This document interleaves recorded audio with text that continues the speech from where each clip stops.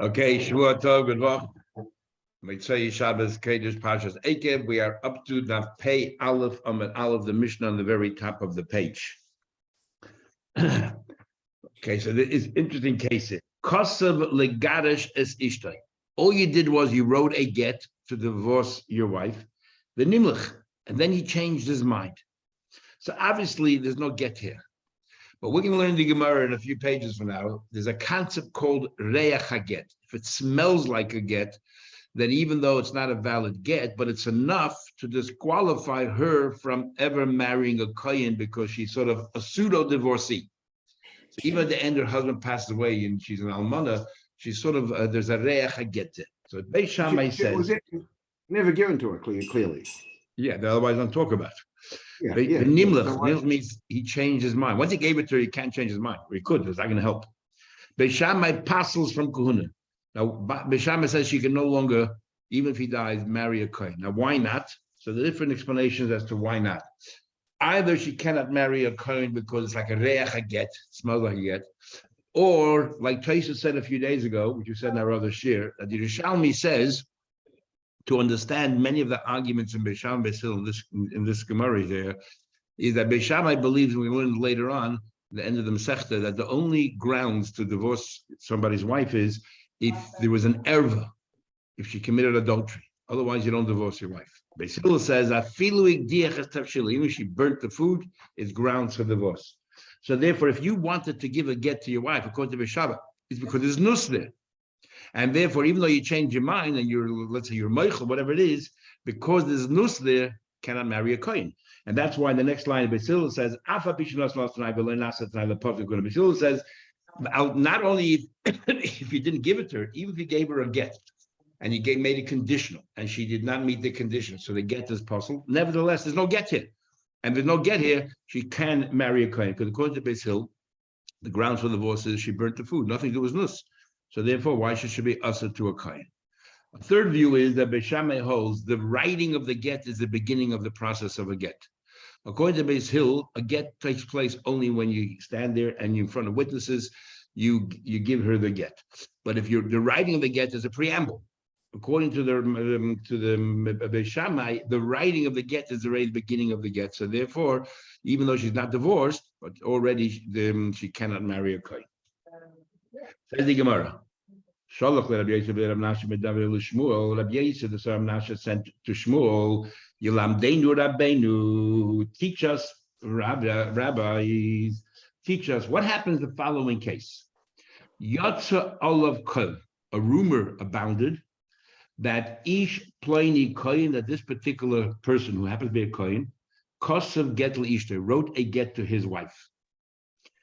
V'yosheves tachtav. And yet they're living together. And she's relating to him like an ordinary wife husband. So the question is, mahum.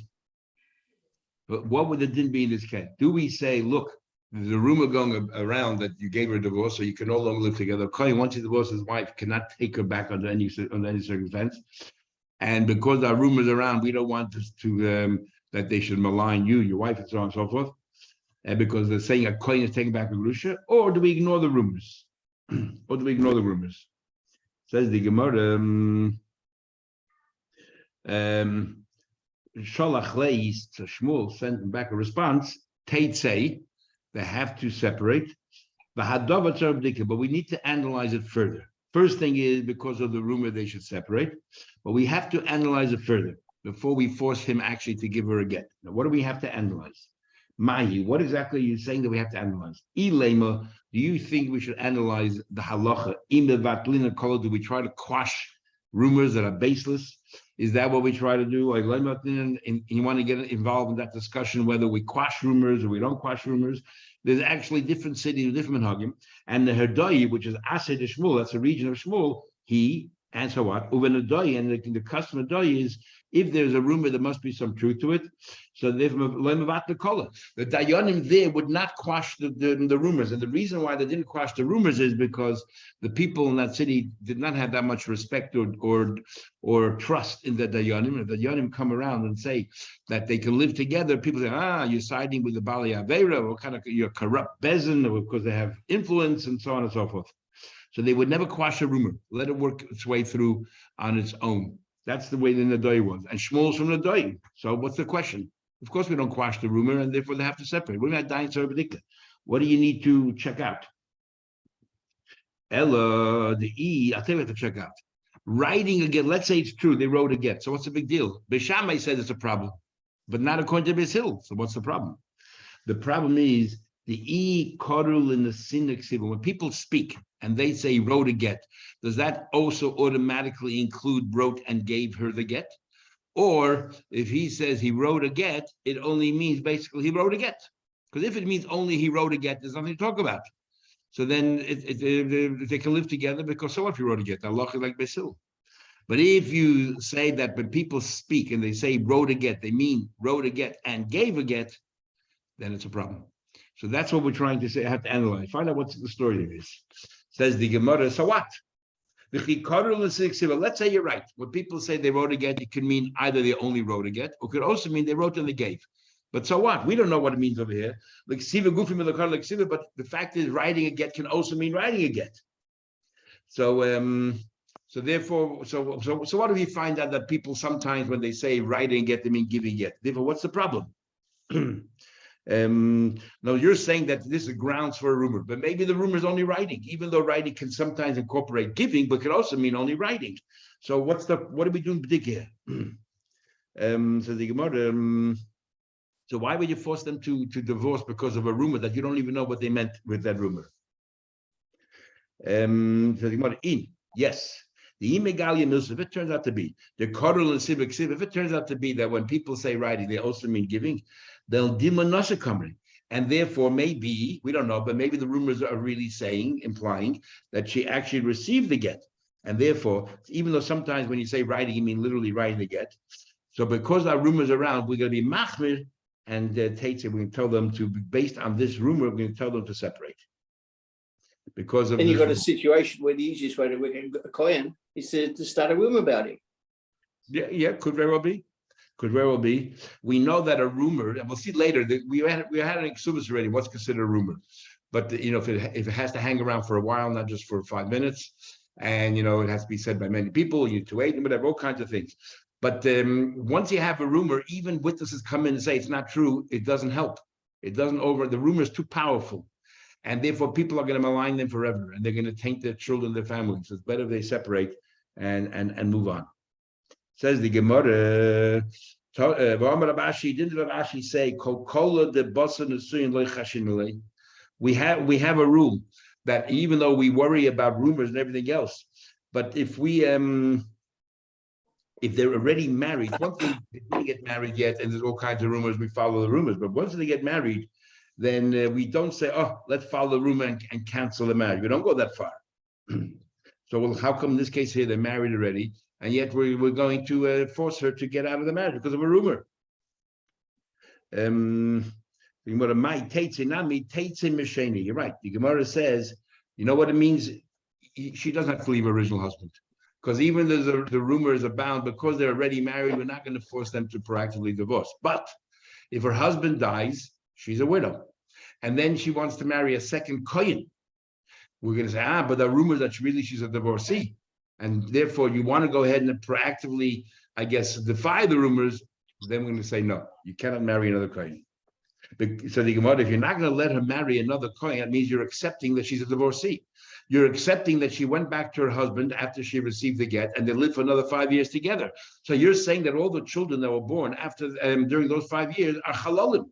So it's just like after marriage, we don't want to acknowledge the rumor because once they're married. Here, by acknowledging the rumor after the husband died, it's tantamount to acknowledging the rumor after they were married because you are going to taint their children. You're going to put out some rumors about the children. So the Gemara says no. Even the Mesheni who the we don't let her marry another kohen, but we allowed her to remain married with her own husband, which is a kohen. What does that tell us? We did not tell her to separate from her original husband. You know, people are going to conclude that rumor about the get that she received, 5 years before he died, never happened. But why aren't they allowing her then to marry another person? Perhaps he gave her a get a week before he died, and therefore there were no children born after that, and therefore it only affects the second husband, doesn't affect the first. So therefore there's no problem. We had a similar Gemara in Brachas where he makes a comment. Come in contrast. Look how different the early years, how frum they were, how makpid they were, how particular they were, and the Doidus Achreinim and the latter generations. Doidus Hashem, the early generations, you have Beishamai. Beishamai is so worried about yichus and everything else. As soon as he wrote, a get, already you have to divorce. That was back then. But the later generations, we have a Rabdaisa who is so lenient. What's the case of Rabdaisa? The time we learn Shivuya Eichelas Betrumna Div Rabdaisa says even for when it was kidnapped, taken captive by Goyim, we don't assume that she had relations with a Goy, and therefore she may continue eating Truma. She may continue eating Truma. Rabdaisa said,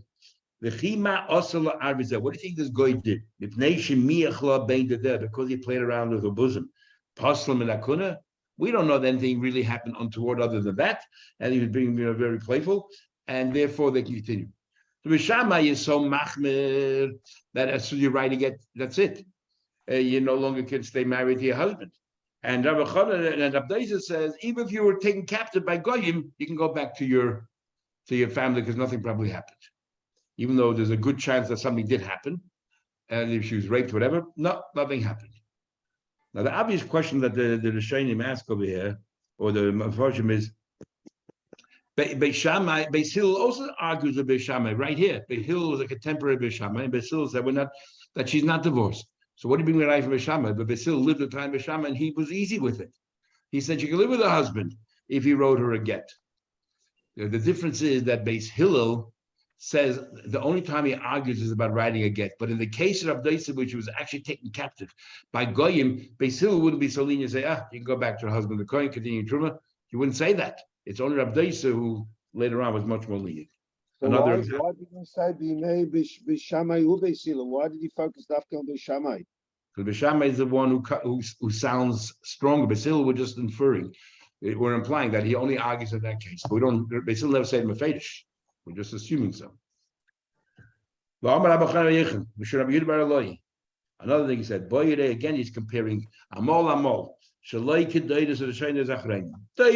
early generations, they tried to bring on themselves as many mitzvahs as they could. So when they had fruits, they would bring it through the front entrance. In order to be chayv b'maisa, you have to bring it to the front of your house. And they went out. They made sure that they brought it from the house, so they'll be chayiv giving ma'aser. They wanted to bring themselves to do mitzvahs. They brought their fruits into the house. That are gagas via the roof. That are chavivas report not to the front entrance. To be exempt from ma'aser. Because Rabbi Yanai said, "Ein tevel m'chayiv b'ma'aser." Tevel mahatayra is not obligated to bring ma'aser until it goes through the front door. So remember, it says, "Biyarti hakodesh min habayis." I got rid of all the hegdish from the house. In other words, when is a chayiv? Only when you reach your house in a normal door. You bring it some other way, or another way is you bring it with its mites, with its in its husk.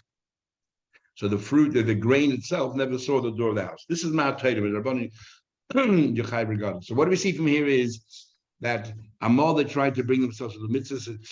Taisus says the Gemara in Sutta we had, where the Gemara asked by Moshe Rabbeinu, why did he want to go to Israel? Did he want to go to Israel just to have the fruit? So we said, no, he wanted to do as many mitzvahs as he could, Truma Meiser, which was unable to do in the mitzvah. So Taisus brings a raya that there's a chiyuv to bring yourself to a situation to be able to do mitzvahs. There's a chiyuv. And here we see the Gemara draws a contrast where Amal, they made sure they brought themselves to a mitzvah Torah. But later on, they would, many generations later, they did not. So it sounds from the Gemara here that there is no mitzvah that you have to put yourself in a situation that you have to do the mitzvah. Clearly, you see the Gemara here. The Gemara is not condemning their Zachrein when they did an Aveira. They're just saying they weren't as pious as the earlier generations. But from Taisus there, Taisus and Shabbos, other places, seems to say that there's a mitzvah to bring yourself. He talks there about tzitzis as well. You're not chayiv in tzitzis unless you wear four-cornered garment. And it says that, that certain punishments happen because you're not wearing tzitzis. And Taisus says, because there's an inyan to bring yourself to a situation that you should be chayiv. So you have to wear a four-cornered garment so you have the mitzvah tzitzis. And this Gemara here, it seems that it's a nice thing to do and it's a great thing to do, but it's not really a mitzvah to do. That's what it would seem from here. And this is all talking about potter, to get potter from if you want to eat a proper full meal, but if you just want to eat a snack, you're potter only from a snack. But if you want a sudas keva, you still have to give truma mice and all those kind of things. There's a whole chakira. So what happens? You brought the fruit into the house inside the husk, or through the window, and because we compare the two cases, it was shiny and compare it, and then you took it back out and you brought it back in the normal way. So what happens now? And the chakira is when we say that if you have to bring it into the house the normal way, you're chayiv. If you don't, you're potter. What does it mean you're potter? Potter means you did not yet trigger the chiyuv. Is that the word? So therefore, if you take it out of the house, you bring it back in again, now you triggered it. So you're chayiv, mais and trumater. Or the word is by bringing it into the house through a window or bringing it in the husk, you did an act that patters it from truma meiser. And therefore, if afterwards you take it out of the house, you bring it back in again, you don't have the nuchi of truma meiser. So it's a big argument nachrein. Mishnah. Okay, Hamagadish says each of some of the boss's wife, and then they sleep together in a hotel, not together in the same building. Beis Shammai said, "Ein not tzricha heimen again." We don't think for a minute that anything happened, and he doesn't have to give her a second divorce. Sheni, second one. Beis Hillel says no. Beis Hillel tzricha heimen get Sheni. Beis Hillel says yes. We need to have a second divorce. Why? We think that they got together, and therefore there was kedushin, and you need to have a second divorce. And cases previously, and I just mentioned before, says that the crux of their argument is according to Beis Shammai, at least in one version we'll see tomorrow, according to Beis Shammai, the ground to divorce is nus. So he probably despises her. We don't therefore suspect that if they happen to be same hotel, they suddenly became intimate with each other. He hates her. According to Beis Hillel, there's no real animosity here. She burned the food and whatever, he decides to divorce her. Therefore, it's quite possible that she appeased him or the other way around, and now they're having a relationship. So you need a second get. But when do we say that? Only if they were intimate with each other in the past. Amos said his mansion is Garshim and Asuin. They were intimate with each other in the past. They were married already, so therefore it's possible that they've overcome whatever differences they had. But a Moedim, everyone agrees, even Beis Shammai, but it's Garshim and Eidus, they were divorced. Only they were just merely engaged. Now they're residing together in this hotel, short term. You don't need a second get. Why? If we don't believe that they're so close with each other that they'll overcome all the differences. If there's a wedge between them and they gave a divorce and they're merely engaged, we don't think that there's any chance. According to Beis Hillel, if he gives her a second get, can he take her back with Chuppah Kiddushin, or we say that it's like she got married to somebody else? And he can't take her back. He's the one. There's two Gittim here, right? There's a get, and then they went together. So we say you have to have a second get. Yeah. So is that like is that like she got a get from when she was married to another man? Or this? We say that the bia that they had was a shem kedushin. So they got married a second time. Yeah, that's what we're saying. They got married a second time. So therefore he. Okay. Now, there's two ways of understanding the Mishnah. One way of understanding, and the Gemara will say, one way of understanding, or two ways, two possible scenarios. One is that we didn't see them do anything untoward. We're just making presumptions here. And the presumption is, according to Beis Shammai, that we don't believe anything happened. And according to Beis Hillel, we believe that something happened. But what would be the din if we definitely saw them living together? We're going to say, for sure, there's an important concept called Ein Adam Eisa Bilase Bilaznus, that people do not generally have intimacy in a manner of znus, and therefore definitely they had in mind kiddushin. So if, let's say, we saw them having an intimacy together, we're going to assume that they did a Shem Kedushin, and everyone will agree you need a second get. The reason why over here Beishamai is lenient is because we didn't see anything, we're just guessing.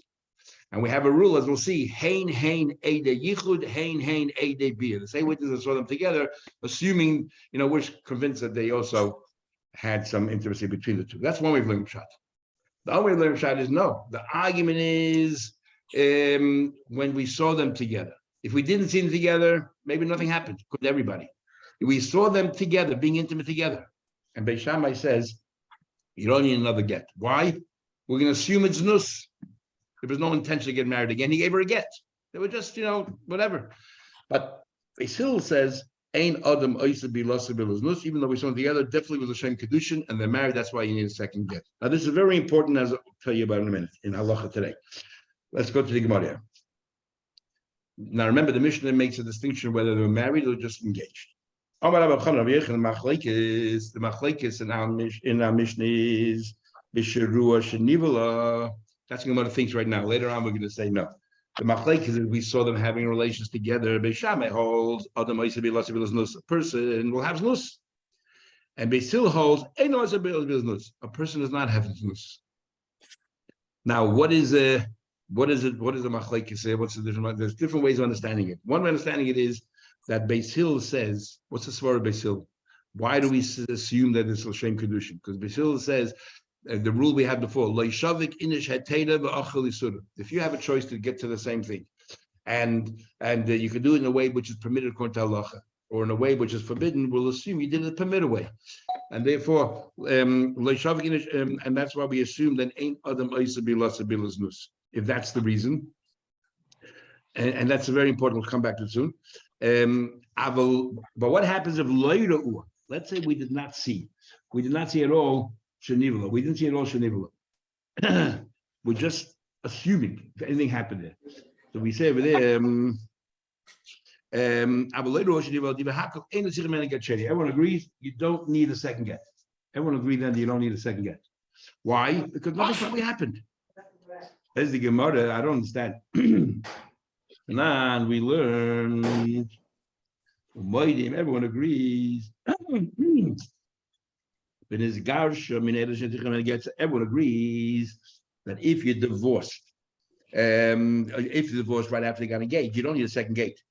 Say, hey, but they're not very friendly with each other. What do you mean? But you're telling me you're telling me that we actually saw them. Who cares what your assumptions? We saw them living together. What's the difference? In fact, they live together.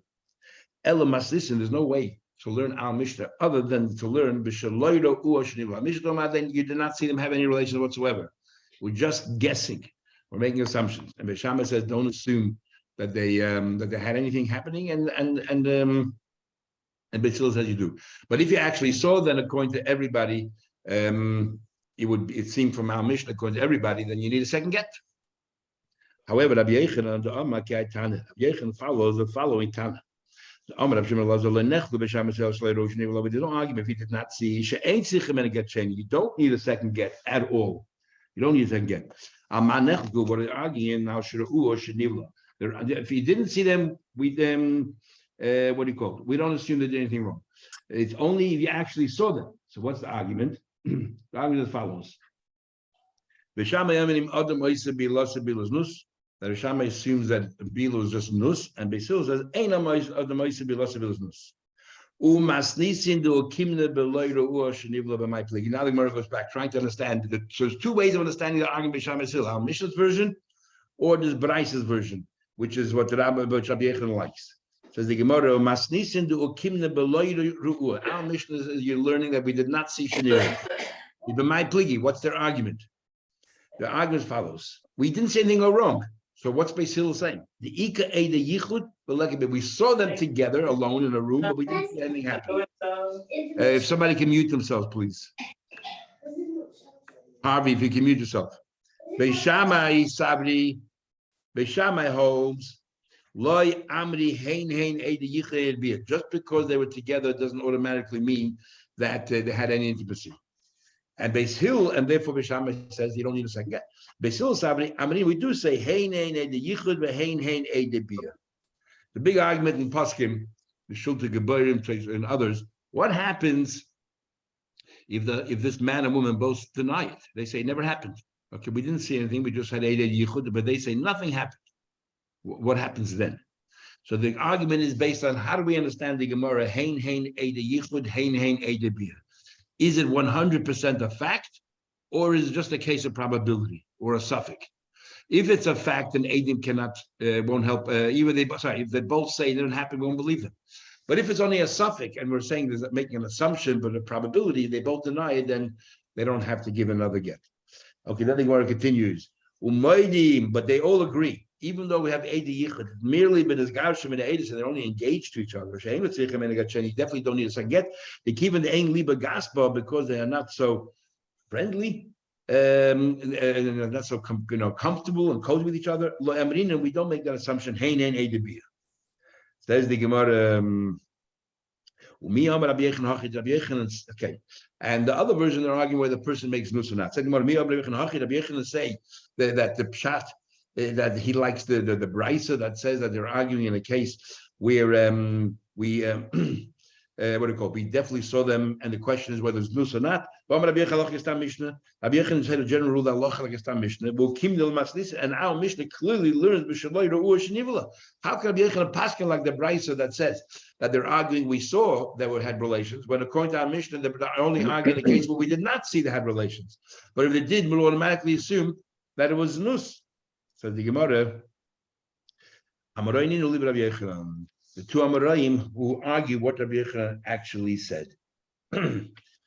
Now, this is very relevant in a modern day shaila, and that is what happens if a non-religious couple never had chuppah kedushin but lived together for 20 years, got married civilly, so they need a get because they never got married in Jewish, no witnesses, no rav, no chuppah, nothing.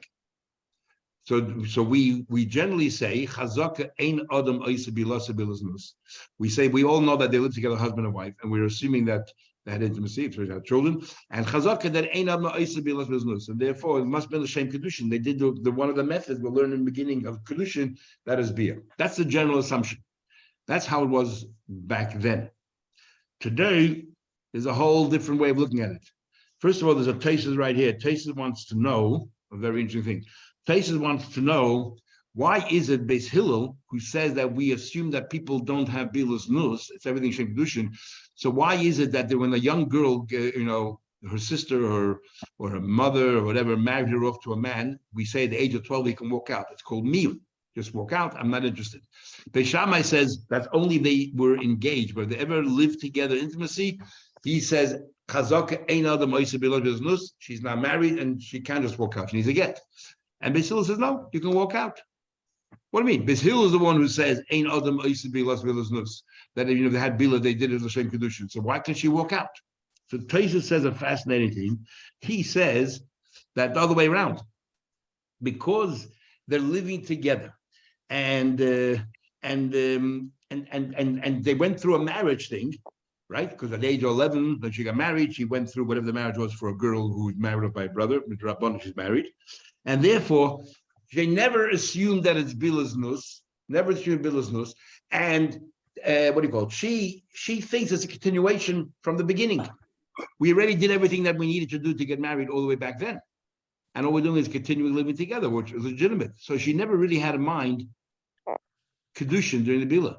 So using that logic, if a couple that married civilly, they had no idea that you have to have a chuppah and kedushin and all that, then they're living like husband and wife. So why would they during bila say, no, I'm doing this Hashem kedushin? You're already married, thinking that you're totally married. So maybe they don't need a get. Big argument. And there's an argument, the Rambam, and the Rambam brings it. Rambam very seldom brings other opinions in the Rambam, but here he brings the Goinim who goes so far to say that Ein Adam Oisa Bilas Bilas Nus, if he's living with a shivcha, then we're going to have to assume that he must have freed her, and the child of shivcha is his. And why? Because the person does not do bilas nus. And the Rambam said that's way too far. The Rambam says only in marriage do we say Ein Adam Oisa, like the case in our Mishnah. They were married before and so on. Only here we limit Ein Adam Oisa bilas nus. But in other cases, why not? To have nus, which would mean then, according to the Rambam, this logic of a couple, how would he learn? It's not so clear. The Rosh says a little like the Rambam, a little like the Goinim. He says that if a single guy and a single girl have relations, we don't necessarily automatically assume they married each other. We're going to say that they had znus. In other words, according to the Goinim, if a person ever had one night stand with another woman, they're married.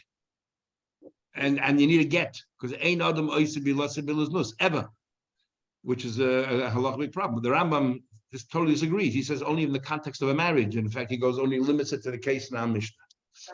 Then there's a whole discussion. Another thing. Ein adam oisibilas. I'll just tell you what the things come up, and it's everyone's arguing about it. Ein adam oisibilas. Why? Because you want to do an avera. But if you let somebody who got married civilly, they don't follow the laws of Tarz Mishpacha, so he's living with her while she's a niddah. And so what's on what basis are you going to say Einam Eisabilas? Because they don't want to do an avera, they don't live in sin. Look, every time they have relations while she's a niddah, doesn't bother. Can we assume because you're prepared to do one avera, you'll do another avera? That's the question comes up over there.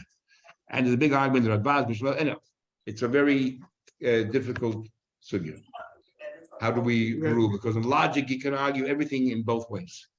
Yeah, remodel today, there'll probably be a pretty easy answer because so many, you see it everywhere. People say, we don't want to get married. We're living together, having kids. We don't want to get married. Very often they make it very clear. So there's no question about it. They say, we don't want to get married. That's something else. They have to say that. And what de facto is marriage. What's de facto? Because they say legally it's whatever. Especially today, de facto is like marriage. De facto is marriage. So what does it mean when they say we don't want to be married? What does it even mean?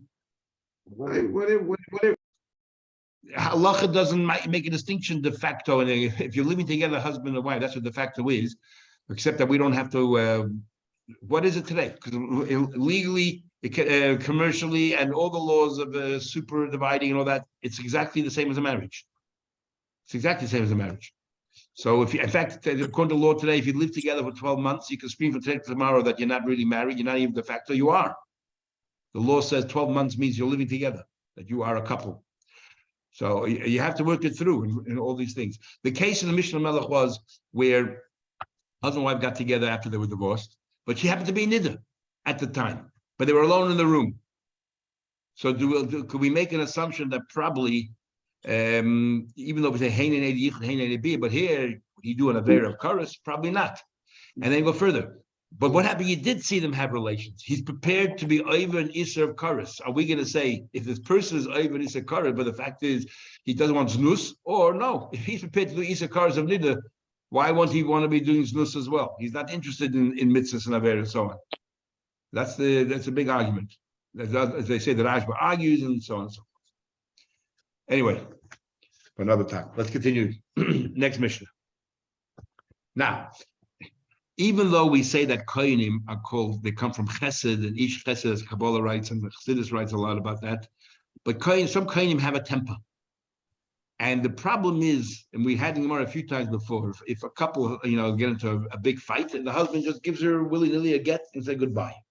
Tomorrow, he calms down and he realizes what a fool he was. He went over and he asked her for Mechila, and they come back together again. A Kohen, once he divorces his wife, can never take her back. So the Chachamim will have it in the end of Baba Basra, get Mekusha. They want to devise a way that it should take longer for a Kohen to write a get, longer than anybody else, so that by the time they finish writing the get and everything else, maybe he'll calm down. And hopefully then he'll realize what an idiot he is. So it's called a get mekusha. A get mekusha means that you write a one or two lines of the get, then you fold it over and you have a witness sign. Then you write the next part of the get, one or two lines, you fold it over, your witness is signed. You need a minimum of 3 witnesses. Normally we have 2. In this case, you have a minimum of 3 witnesses because we say it's harder to find 3 witnesses than 2 witnesses. So that already takes time. Plus, writing, folding, you sew it together, and you write and fold, sew it together. Every fold, you have a different witness sign. So therefore, everything takes time. And you need a witness for every fold. So you found a get with 6 folds, and there was only 5 witnesses there. 5 witnesses. Now, it's all right, you have 5 witnesses. But what we are worried about is that maybe one witness forgot to sign. And what's the big deal? You already have more than 2, you're more than 3.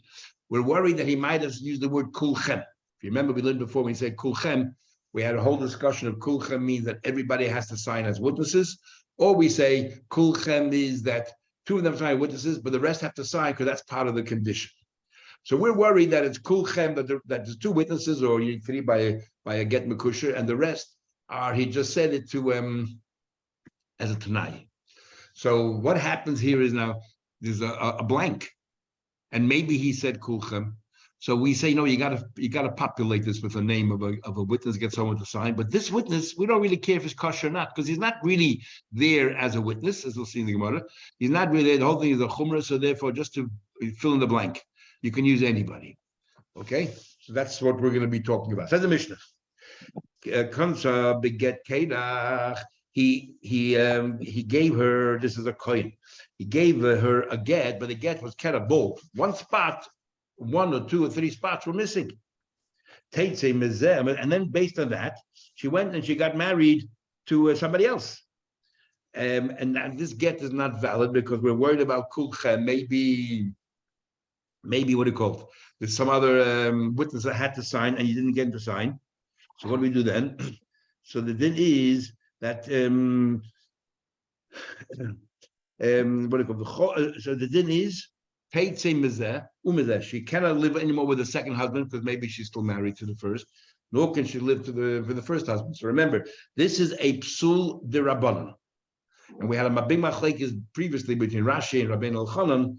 Which is the one that is mahatoida that she, we say teitze, which is the one with the rabbanon. Rashi learns that the first husband is since with the rabbanon, it's not a valid get. Mahatoida also is not a valid get. That means she's still married to the first husband. So technically, she's not married to the second guy because she was a married woman. But nevertheless, the rabbanon said, because it looks like she was married, you have to, teitze mezeh. Rabbeinu Elchanan is all the way around. That since Mahatoida, it's a valid get, only Rabbanan isn't. So technically, she's still, she's no longer married to the first guy. So if she marries the second guy, Mahatoida, she's married to guy number two. It's only the Rabbanan that we say Teitze Mizeh from the first one. So I think about it further. He's another get. The Chol Adrachim Eilabah, everything we learned previously a few missions ago, that you lose a ksuva, you forfeit all these things, happens as well. Get, Kedach, if you have such a get, that is kedach, that is missing a signature. Hakul mashlimin olav. You can use anybody to fill in the blanks. Even someone who's postulated as a ganif or whatever it is, an eved. You can use anybody you want. Because we're worried that one day she'll produce. Somebody will question the get. She'll produce it, and Bezin will see blanks there. They can say, "Oh, it's not a kosher get. Maybe he said kulcha." So therefore, we just populate with names. Divya ben Anis. The Kiva says, "Ein mashlimin olav akravim." I agree with you. You don't need kosher witnesses, but but you need kosher witnesses in other instances. Just over here, the relative doesn't bother me.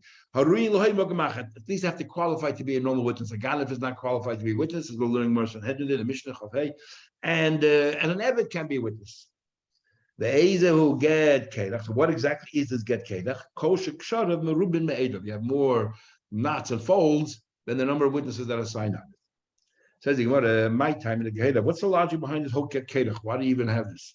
The reason why you have to write every single name down is we are worried that maybe he would have said, I want all these things signed, and he would have said kulchem, and therefore the get is not valid, everybody signs.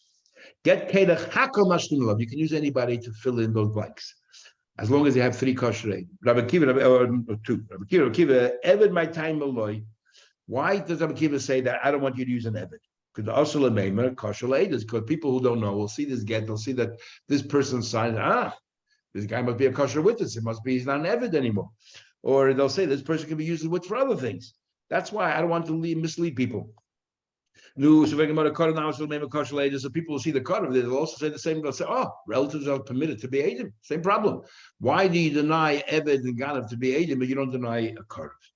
Says the Gemara, Ella, Eved Hainataiva, Dilmos, Laskuil, you know what the problem with Eved is? If they will see the Eved sign, they can make an assumption and say that probably he's no longer an Eved, he probably was liberated, and he became a full-fledged Yid, and they're going to marry him with a Yiddish girl and so on. That's the problem. So the Gemara says, okay, I understand Eved. Nu Gazlin, the Bar Yusuf is kasher, but at least a Gazlin. Why is Rabbi Kiva limited only to Kraven? What's wrong with a Gazlin? A Gazlin is a Yid, he's allowed to marry anybody. What's the problem? Only a relative and not a gazan. What's the difference? Ella, so you know what the difference is? Eved, Hainu Timer, Eved, you know what the reason is? The Osul Meima. The problem with an Eved is people say, Shechrudi Shachar, you must have freed him. And before we would assume that he's not even an Eved. Here we're saying you can free him as a full-fledged Yid. Gazan Nami Osul Meima, even by Gazlan. So we're going to say probably the truth. In other words, they're kosher to be Eidim, and we'll start using them as Eidim. And even those who knew, for example, that he's an aid in the past, they'll say, well, he must be no longer an aid. Must be you must have set him free. And a Gazan, if they saw you using a Gazan, they'll assume, he must have done tshuva. Eved kodev ma'yikalamemer, but an Eved, a relative, what can you say?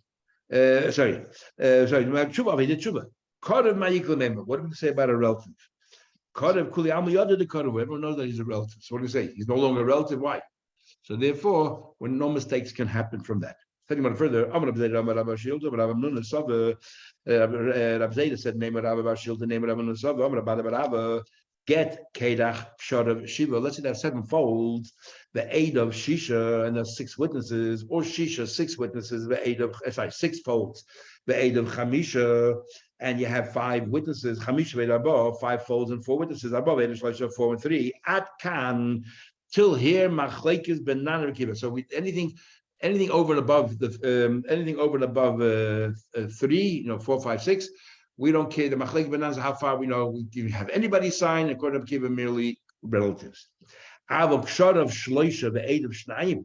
But let's say if you so even the 3rd witness is only a chumrah we have here. But if you only have, let's say that 3 folds and you have 2 witnesses, so we need now a 3rd witness. If I get Mekusha, we specifically want the 3rd witness. The Divrei Hakol, according to everybody, Ein Mashlimin Olav Ela Kodev.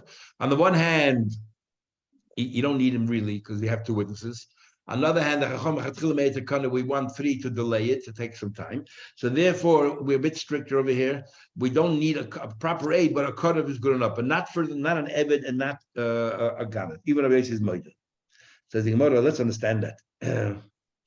Let's understand that. So the Gemara, Rav Zayda said to Rabbi Bar Shilta, Rav Zayda said this in the name of Rabbi Shilta, then he turned around and says, I'm trying to understand this.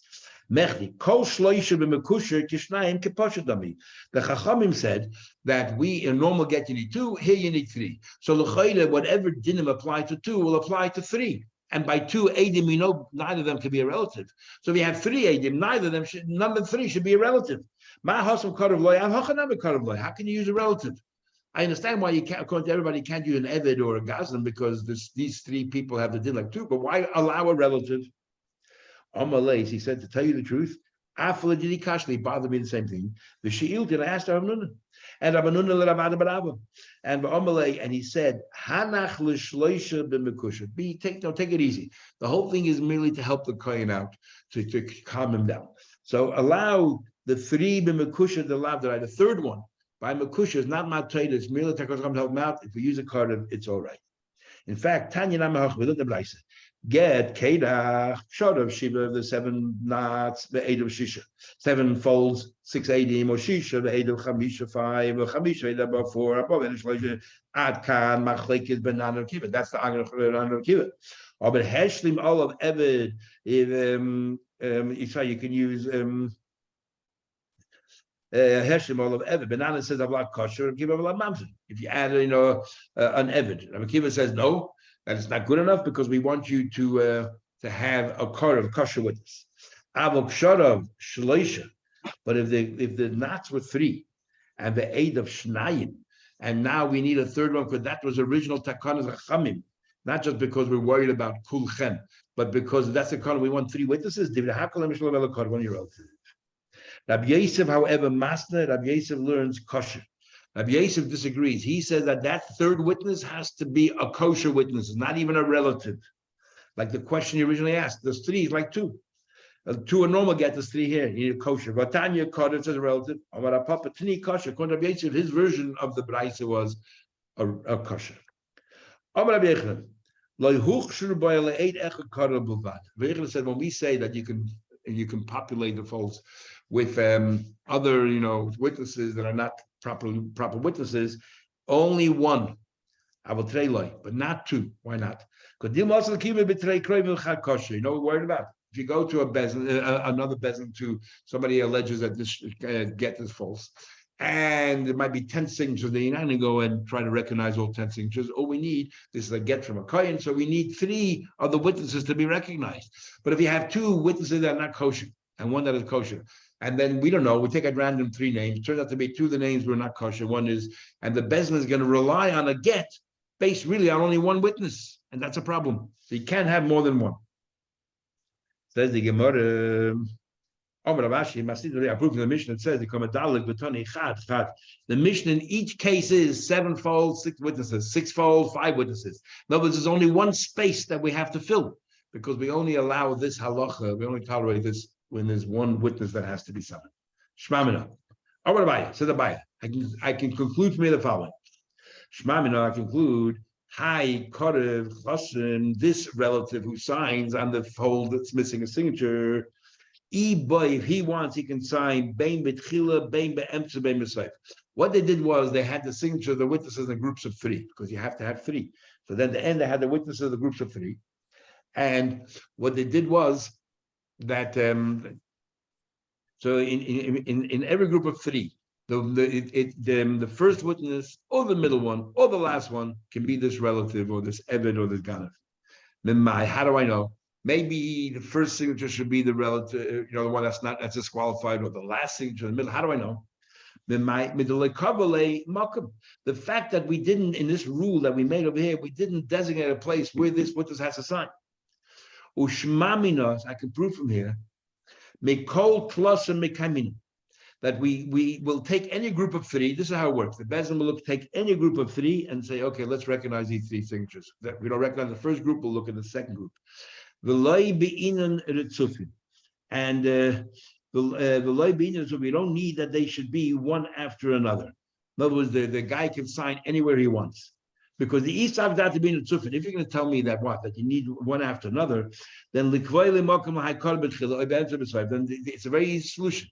Let the relative sign anywhere he wants, first, middle, or last. Makes no difference because and we can have more. Because what you're going to do is you have, let's say the guy signs in the middle. You'll have a kosher witness sign the first, a korev in the middle, a kosher at the end, and then the next group starts a kosher. You'll always have 2 kosher with each other. And if the law says that when you verify and the decision witnesses, you have to take a group of 3 together and not at random, one on top, one in the middle, one on the bottom, whatever you want. If you have to take a group of 3, you'll never have a problem with koravim because you'll always have one korev sandwich between 2 kosher. So the fact that we're worried, we don't want you to allow more than 1 korev because maybe if it'll be 2 koravim, you might end up relying on 2 of them, proves that you, the judge in a court case, will look at the signatures and try to recognize them. It makes no difference. He can any which signature he wants. That's why we cannot have more than 1. He also the Kamed Rabami, when they came before Rabami, Amalei, such a get came before him and there's 1 signature missing. Amalei said, "Save a heshtim all of Erev and Ashuk. I need 1 more name it and go get me a slave from the market," which tells us clearly Rabami ruled like Rabbi Yossi, not like Rabbi Akiva says only a relative, because he clearly said, "I want to get me a slave from the market." Another thing from here, according to Rabbeinu Tam and the Re, it seems from here that even after the get was concluded and everything else, you can then add more names later if you want to. Because it says right here, Heshley. He says they brought the get to him and he said, "You know what? Go get me some more names." So you're allowed to add more names even after the get was completed. But Rashi disagrees. He says that it's talking about in the middle of the writing the get to Eidim are there, and then let's go find the rest. Once you've complete the get, and then afterwards the husband says, "You know, I want more Eidim," we don't do that anymore. And